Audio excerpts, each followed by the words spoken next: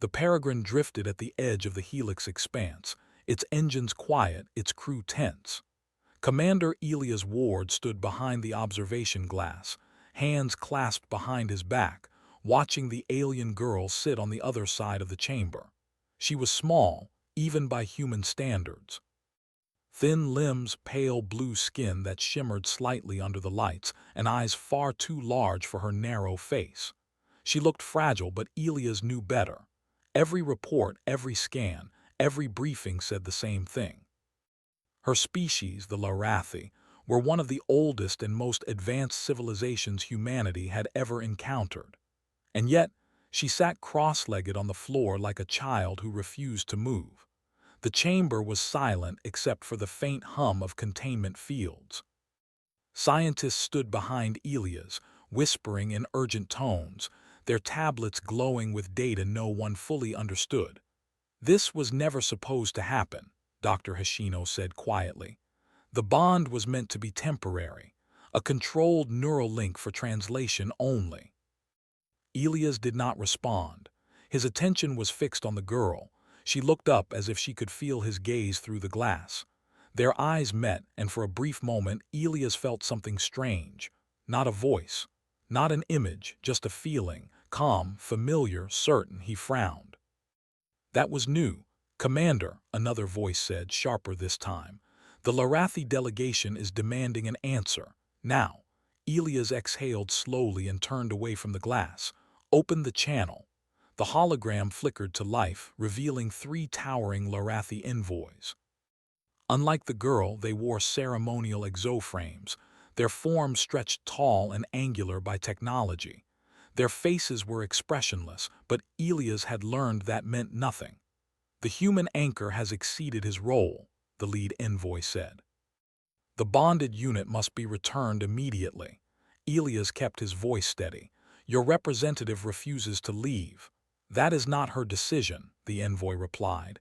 "She is a diplomatic construct, a node, not an individual." Behind Elias, the scientists shifted uncomfortably. Elias felt that strange certainty again, stronger now, like a quiet pressure behind his thoughts. He spoke before he fully realized what he was saying. "She says separation would cause harm." The envoys froze. For the first time, their perfect stillness cracked. "That is impossible," one of them said. "She said it clearly," Elias replied, "and I believe her." Dr. Hashino stared at him. "Commander, how could you—" "I didn't hear it," Elias said slowly. "I just knew." Silence fell over the room. The lead envoy's voice dropped, losing some of its authority. "End the bond, immediately."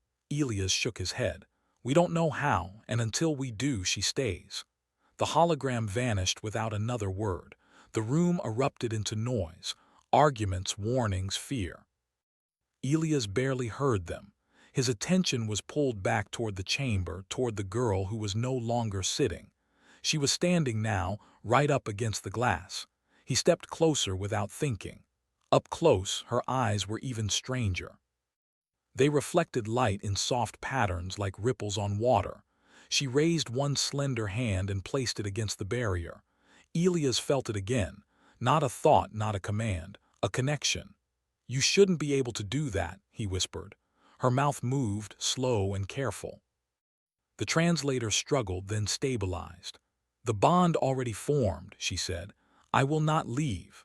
Security protocols escalated across the ship. Red lights flashed in distant corridors. Somewhere, engines powered up and weapons systems warmed, though no one wanted to admit it. Hours passed in tense negotiation. Human command wanted the girl isolated. The Larathi wanted her removed by force if necessary. Scientists argued over scans that made no sense. The bond between Elias and the girl was stable, growing stronger instead of fading. And the strangest part was this: Elias felt fine. No headaches, no confusion, no loss of self. If anything, his mind felt clearer, more focused, as if something had been missing before and was now quietly in place. When they finally allowed him into the chamber, 2 armed guards followed him inside. The containment field shimmered and dissolved. The girl did not move away. She simply watched him approach. I am Elias, he said gently. She tilted her head. I know. That should not have been possible. He crouched a short distance from her, keeping his hands visible. Do you have a name? She hesitated, then shook her head. Names are shared. Then choose one, Elias said, just for you. Her eyes widened slightly. That is not allowed. Elias smiled faintly. Neither is this bond, apparently. For a long moment she said nothing. Then slowly, carefully, she spoke. Lyra. The word echoed in Elias' mind, warm and certain. Lyra, he repeated. Why won't you go back? She looked past him as if seeing something far away. If I return, I will dissolve. Elias frowned. Dissolve. The collective will reclaim the bond, she said. I will not remain me. The words hit harder than he expected. You're afraid, he said. I am aware, Lyra replied. This is new. The guards exchanged uneasy glances. Elias straightened. You formed this bond, why me? She looked directly at him. Because you did not resist. I didn't know how, Elias admitted. No, Lyra said softly. You did not fear losing yourself. That made his chest tighten. Outside the chamber, alarms rang again. A message flashed across Elias' visor. Larathi vessels were powering weapons. Human command ordered the Peregrine to prepare for evasive action. Elias made his choice. She stays, he said aloud. Until we understand what this bond is. And if the Larathi attack, one guard asked. Elias looked at Lyra, then back at the door. Then humanity learns very quickly why they should not have forced this. As if responding to his resolve, the bond surged, not painfully but vividly. For a brief instant, Elias saw what Lyra saw, a vast network of minds, perfect order, no choice, and beneath it all a quiet, spreading decay. He gasped, steadying himself. Lyra watched him closely. You see now? Yes, Elias said hoarsely. I do. The Peregrine shuddered as it altered course, slipping away from the Larathi formation. Weapons remained cold, but tension filled every deck. Inside the chamber, human and alien stood together, bound by something no protocol had prepared for. And somewhere between the stars, a line had been crossed that could never be undone. The Peregrine moved through deep space in silence, its course altered far from the agreed meeting zone. No one said it out loud, but everyone aboard knew the truth. Humanity was now running from its first major ally. Commander Elias Ward stood in the medical bay, watching Lyra sit calmly on the examination platform. Soft lights scanned her body, projecting data that still confused the human doctors. Her biology followed rules, but not the ones they expected. She's stable, Dr. Hashino said, rubbing tired eyes. More than stable, her neural patterns are clearer than before. Elias folded his arms. And the bond, Dr. Hashino hesitated. Stronger. That word echoed uncomfortably. Across the bay, Lyra looked at Elias. He felt the gentle pull again, like awareness leaning toward awareness. No pressure, no demand, just presence. Is this hurting you? He asked her. No, she answered at once. This is supportive. That doesn't make any sense, one of the technicians muttered. Lyra tilted her head slightly. Your kind supports without merging. The room fell quiet. Elias felt it then, a ripple through the bond. Not images this time, but understanding. Lyra was not just connected to him. She was learning from him, and somehow he was learning from her in return. Hours later, the alarm sounded again. Commander to the bridge, came the call. When Elias arrived, the main display showed multiple contacts. Larathi ships, more than before. They followed us, the navigation officer said. They're holding position just outside weapon range. Elias stared at the display. They're waiting. For what? Someone asked. For us to give her back, Elias replied. As if summoned by thought, Lyra appeared at the bridge entrance, escorted but not restrained. She looked smaller here, surrounded by metal screens and human tension.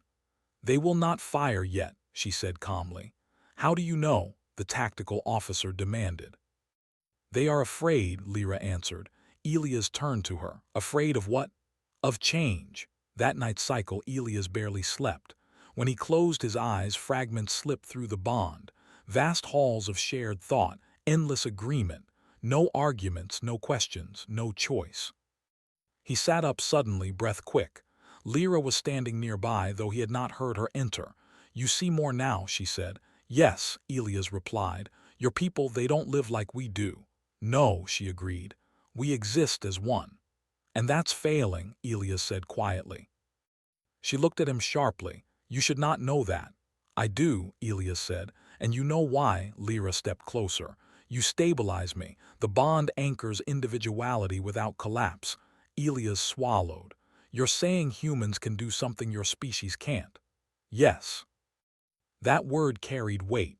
The next day the Lorathi made their move. They did not fire weapons. Instead, they sent a signal, an invasive one. The ship's systems flickered. Crew members cried out as strange pressure filled the air. "They're trying to sever the bond remotely, Doctor." Hashino shouted over alarms. Elias felt it like a sudden cold, sharp and wrong. Lyra gasped, dropping to her knees. "No," Elias shouted, rushing to her side. He didn't think. He didn't plan. He simply reached for her. The bond responded. It surged outward, not violently but firmly, like roots digging deeper instead of pulling free. The pressure snapped back toward the Lorathi signal source. On the screens, multiple Lorathi ships powered down at once. Silence returned. "What did you do?" the tactical officer whispered. Elias stared at his hands. "I don't know." Lyra looked up at him, eyes wide with something close to wonder. "You pushed back." "I didn't mean to," Elias said. "You did not dominate," she corrected. "You refused collapse." The human crew stared at them, fear slowly turning into awe. Later, the Lorathi hailed again. This time, their tone was different. "We request dialogue," the envoy said. "Without the collective." That sentence alone sent shockwaves through every command channel. The meeting took place in a neutral chamber. No weapons, no neural links, just words. "You are destabilizing us," the envoy said, its voice strained. "Your presence creates divergence." Elias leaned forward. "Then maybe divergence is what you need." The envoy recoiled. "We are unity." "And you're dying," Elias said evenly. Lyra stepped forward. "I am proof of survival." The envoy looked at her for a long moment. "You are an error." "I am a choice," Lyra replied. That concept shook them more than any weapon. Negotiations stretched on. Some Lorathi demanded Lyra's return. Others argued for observation. For the first time, they disagreed openly. Human command sent urgent messages. Some feared war. Others saw opportunity. Elias stood firm. "She stays by her own will," he said.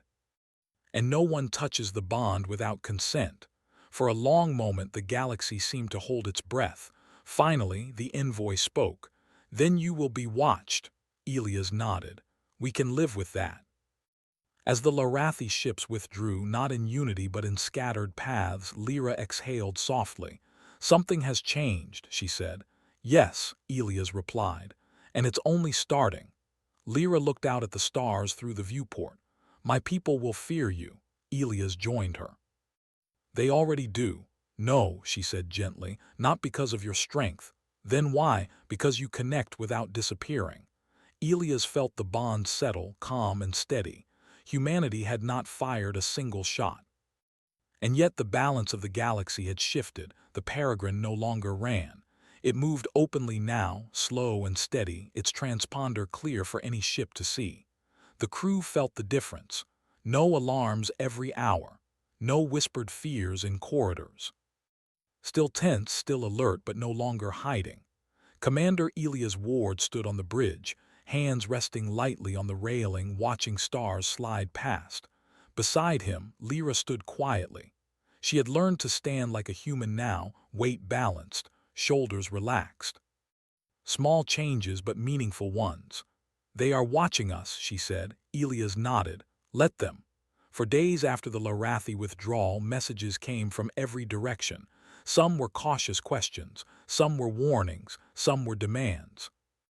Other species had noticed the disruption in Lorathi unity. They wanted to know why. Human command ordered Elias to return to Earth orbit, not as a prisoner, not as a hero, as something new, a variable. The journey home felt longer than it should have. Elias spent much of the time talking with Lyra, not always with words. The bond had changed again. It no longer surged or startled. It flowed. Sometimes he sensed her emotions before she spoke. Sometimes she caught his doubt and answered before he asked. Yet they remained separate, distinct. That, Lyra said, was the miracle. When the Peregrine arrived near Earth, dozens of ships waited. Human defense fleets, research vessels, and observers from allied species. News of what happened had spread faster than expected. The docking bay was silent when Elias and Lyra stepped inside. No cheers, no weapons raised, just eyes, fear, curiosity, hope. Lyra paused, her fingers twitching slightly. Elias felt it through the bond. Uncertainty. "You don't have to do anything," he said softly. "This is your choice." She looked at him. "You taught me that." They walked forward together. The council chamber was large and plain, built to avoid intimidation. Representatives from Earth's nations sat in a wide circle. Screens showed distant observers from other worlds. Elias stood at the center, Lyra beside him. "Commander Ward," the council chair said, "explain." Elias took a breath. "The bond between myself and Lyra was not an accident. It revealed a truth. Humans can form deep connections without losing individuality. For the Larathi, that ability may be the difference between survival and extinction." Murmurs spread. One representative leaned forward. "Are you saying humans are superior?" Elias shook his head at once. "No, different, and difference matters." All eyes turned to Lyra. She stepped forward slowly, the room stilled. "My people believed unity was safety," she said. "But unity without choice becomes decay. Humans choose to connect. You argue, you disagree, you fail, and you continue." She placed a hand lightly over her chest. "With him I am not absorbed, I remain." The bond carried her emotion into Elias, not fear, resolve. A screen flickered. A Larathi envoy appeared, not armored, no exoframe, smaller, exposed. "We confirm her claim," the envoy said. "Several units now experience partial individuality. The collective fractures." Gasps filled the chamber. "Is this dangerous?" someone asked. The envoy paused. "Yes." "And necessary?" Elias asked. Another pause, longer this time. "Yes." Debate erupted. Ethics. Risk. Responsibility. Some demanded the bond be studied, controlled, replicated. Others warned it could destabilize the galaxy. Lyra listened quietly. Then she spoke again. "You cannot force this," she said. "The bond does not obey commands. It forms where there is trust." The room fell silent. Elias felt pride then, sharp and unexpected. Days turned into weeks. The Peregrine became a hub of visitors, scientists, diplomats, soldiers who pretended not to stare. Lyra spoke with many of them. Sometimes she laughed, surprised by the sound. She learned quickly. So did humanity. Other Larathi began requesting contact, not bonds, conversations, individual ones. Each request shook the collective a little more. Some Larathi resisted, retreating deeper into unity. Others stepped away, trembling but alive. There were incidents. Fear led to mistakes. One Larathi ship attempted to isolate itself completely and failed, its systems collapsing without the shared mind to sustain them. Humanity helped rescue the survivors, not because it was strategic, because it was right. That mattered. One night, Elias stood alone in the observation deck. Earth glowed below, blue and white and fragile. Lyra joined him, her presence familiar as breath. "Do you regret this?" she asked. He considered. "I regret that it was needed," she nodded. "My people fear you still." "I know." "They call humans a keystone," she said. "Remove you and structures fall." Elias frowned. "That sounds like power." "It is responsibility," Lyra replied. Silence settled between them. "Will you stay?" he asked finally. Lyra looked at the planet below. "I will walk between worlds," he smiled faintly. "That sounds dangerous." "Yes," she said, then softer, "but not alone." The galaxy adjusted slowly and painfully. Some species welcomed the change, others closed borders. A few tried to copy the bond by force and failed, learning the hard way that connection could not be stolen. Humanity did not rule. Humanity anchored. Years later, historians would argue over when everything truly changed. Some would point to first contact, others to the first battle avoided. Many would point to the moment an alien girl refused to leave and said the bond had already formed. Elias never cared much for history books. He cared about the present. And in the present, humans and Lorathi stood together, not merged, not separate, but connected by choice. The stars felt closer now, not because humanity reached for them, but because, for the first time, the galaxy reached back.